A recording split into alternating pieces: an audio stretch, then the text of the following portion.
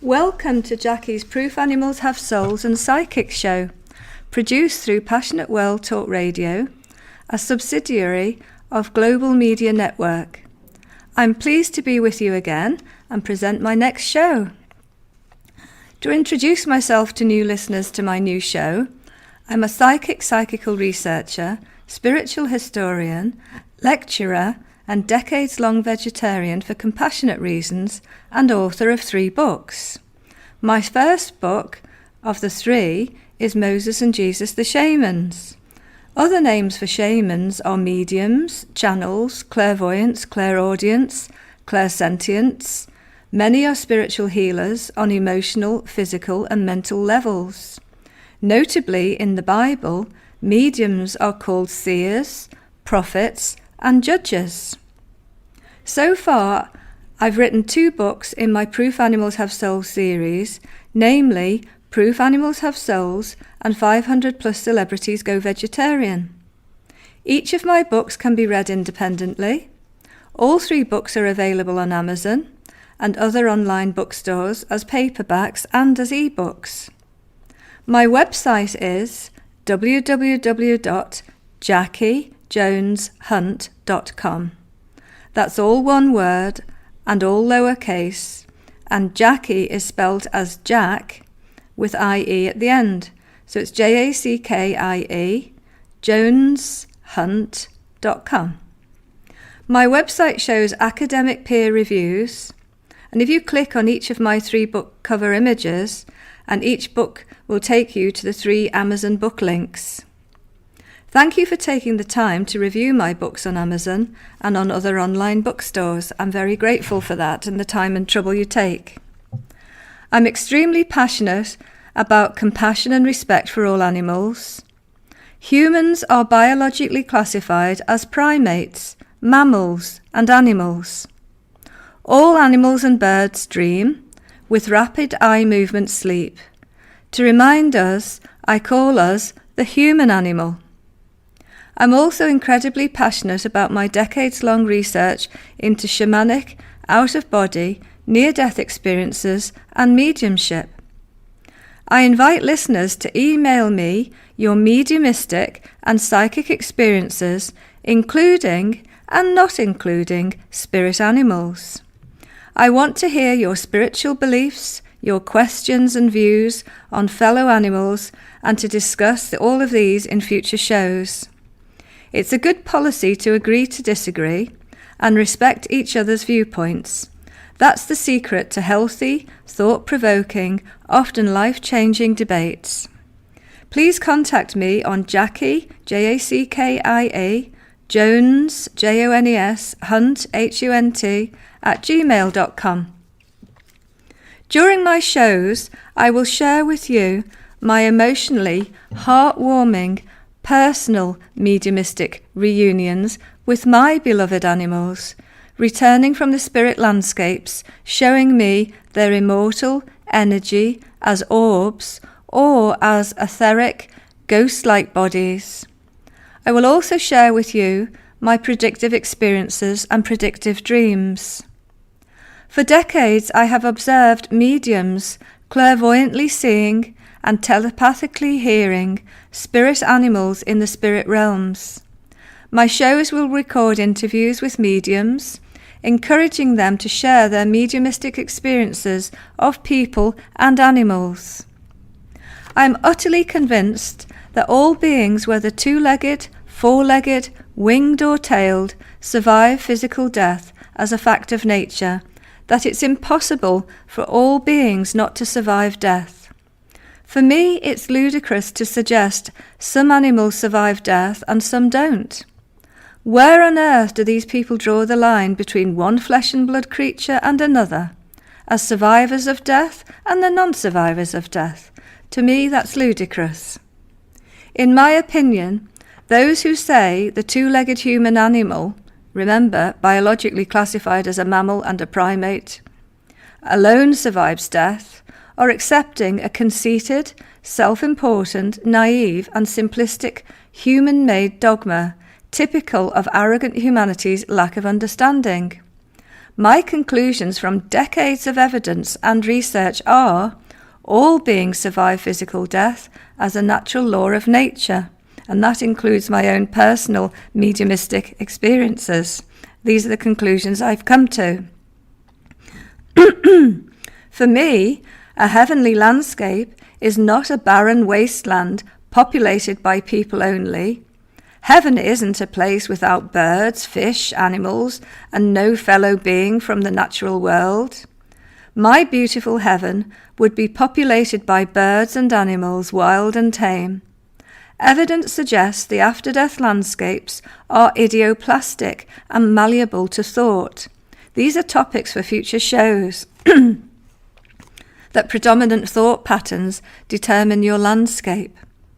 For Christian listeners, Jesus taught God feels the plight of all creatures as children of God, illustrated by God's awareness of the sorrows of the smallest sparrow. Having listened to many entranced mediums with spirits talking through them, I believe in karma. Namely, our actions and thoughts have consequences and repercussions during our physical lives and in the after-death realms also, like attracting like. And again, these are topics for future shows. I believe our love links that are out of time and space reunite us with our loved ones, human and animal alike, now and after death. Many animals love us much deeper than fellow humans, and many pet owners love and are loved back by their pets, who demonstrate they are precious, loving, devoted, loyal family members. In future shows, I will give accounts of the brave, heroic and courageous deeds of heroic animals towards us and each other, animal emotions, animal personalities and intelligence. Interviews with mediums will share their spiritual journey and experiences of spirit people and animals, supporting many bereaved people, a tragic emotional state that profoundly affects us all sooner or later. Returning to survival after physical death, my personal experiences of seeing my cherished animals in their spirit bodies and the evidence I have observed over decades of animal survival, confirmed through mediumship, and those from near-death experiences accounts of seeing fellow humans and animals alike in the spirit realms, these provide some of the best evidence for after-death survival for all beings. Over the decades, I found direct voice trance talks to be mesmerizing and life-changing. These emanate from multitudes of spirits, describing the many levels of after-death landscapes and natural karmic laws. And I think of Jesus when he said, "There's many mansions in my Father's house." I think he was talking about the after-death landscapes. Put simplistically, everyone's landscape is determined by like attracting like as a perfect form of justice. The trance talks of Leslie Flint, the famous trance medium, give so much detailed information about life after death, how spirits comfort, meet and perform rescue work with newly arriving souls, and how our predominant thought patterns over a lifetime or lifetimes determine and shape our malleable to thought after-death landscapes. Moving house, packing some unread books, one fell open. The page supported my deductions made after seeing spirit visitors as floating rainbow circles of coloured orbs in my room. Each had in common a central yellow nucleus. I deduced these spirit visitors weren't showing their etheric, recognisable ghost-like bodies, but their immortal energy bodies. I believe the auric colours of these orbs or spirits were created by their lifetime of predominant thought patterns, emotions and level of spirituality. Their auras. As scientists agree, energy is immortal and indestructible, but can transmute in form. I look I look upon these circles of coloured auric energy as indicative of the immortal surviving butterfly energy soul or spirit leaving the chrysalis body at the death of all beings. I deduced these orbs were surviving individuals, spirit visitors, showing their coloured immortal energy orb bodies, not showing their recognisable ghost-like etheric bodies. Each had at their core the same central yellow nucleus, which I felt unified one with the other. Some would call it the God spark living in all beings.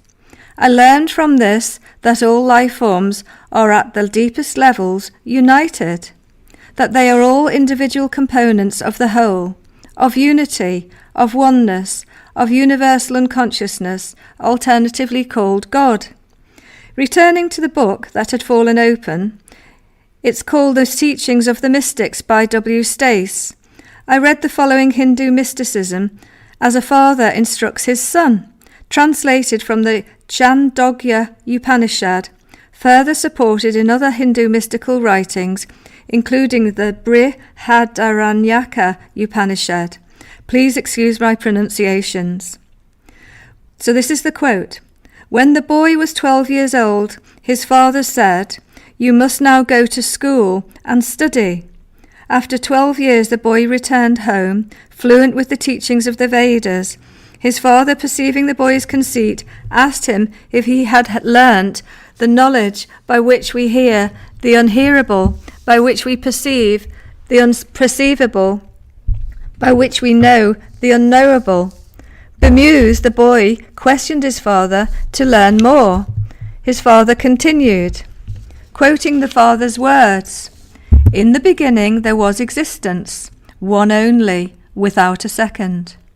He, the one, thought to himself, 'Let me be many, let me grow forth.' Thus out of himself he projected the universe, and having projected out of himself the universe, he entered into every being.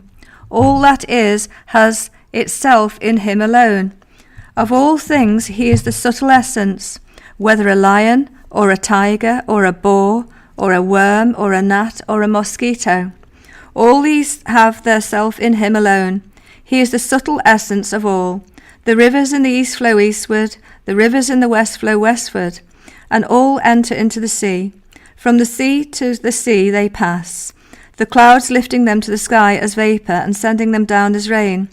These rivers, when they are united with the sea, do not know whether they are this or that river. Likewise, all creatures, when they come back from Brahman, know not whence they came. All those creatures have their self in him alone. He is the truth. He is the subtle essence of all. He is the self. This is the realized identity of the individual self with the universal self. The self is all creatures. That is, the essence of everything in the world. This is the pantheistic doctrine of the identity of God and the world. Let us ignore him who thinks that anything whatever is different from the self. So that's very interesting that unity is behind all. After glancing at the above page on mysticism, I realized my long-held deduction emanating from my mediumistic experience of spirit visitors appearing as pure coloured auric rainbow energy circles of colour, all sharing a central yellow nucleus at their core, all sharing at their core the source, God, universal unconsciousness, is in keeping with ancient mystical beliefs. I deduced all life forms, whatever size or shape, are composed of immortal energy, the auric colours, which transmutes in form at death, surviving immortally, and that all beings share the same central yellow nucleus, source, alternative known as God.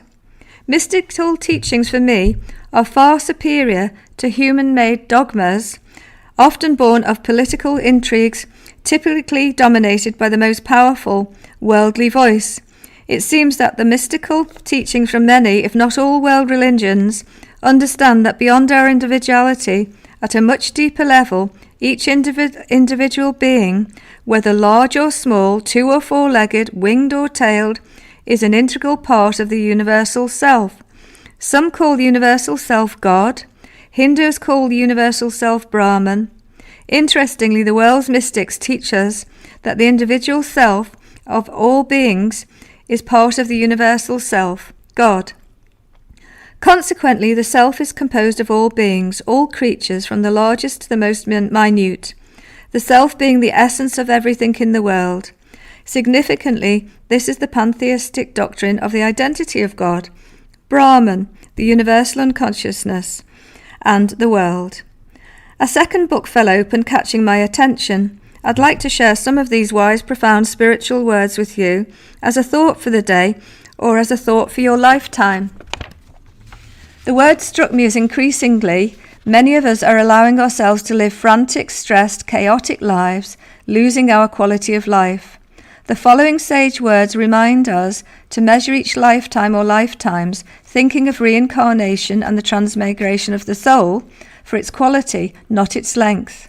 The following wise spiritual words guide us to truly assess a lifetime by the noble, compassionate deeds, feelings and thoughts demonstrated, not by longevity, success, power or wealth, not by these measures alone. Life's more, to give you the quote, life's more than a breath and the quick round of blood. The coward and the small in soul scarce do live.